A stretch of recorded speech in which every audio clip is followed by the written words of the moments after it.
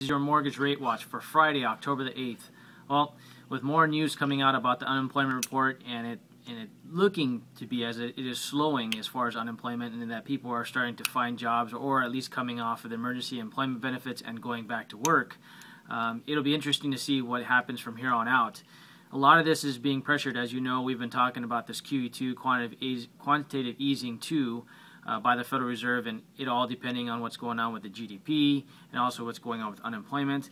But the key thing this morning is really how is the market going to react. Right now it seems that there's a lot of speculation that the market is reacting on the rumor, and because right now it's all a rumor and speculation on what the Federal Reserve is going to do. We are now under 3 weeks away from the actual Federal Reserve meeting and what their announcement could actually be. Here's the interesting side of Wall Street.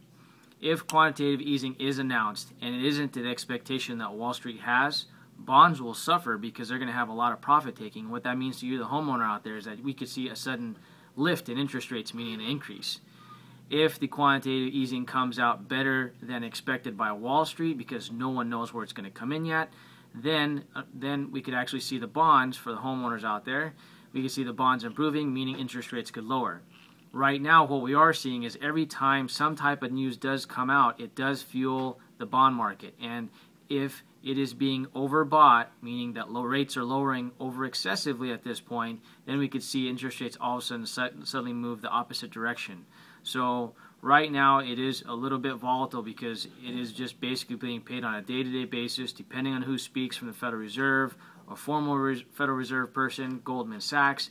Any rumor that comes out that Wall Street finds could be credible, they are now taking in some type, okay, well, this is going to fuel it, this could not fuel it, and we're at this point seeing mortgages hitting the best levels that we've seen in over 10 years. So it'll be very interesting to see how this plays out.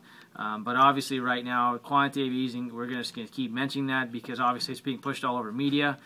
But again, it's all about timing. If this timing is right for you, and if these interest rates are at what you find as quote-unquote cheap money, then it is a good time to lock in.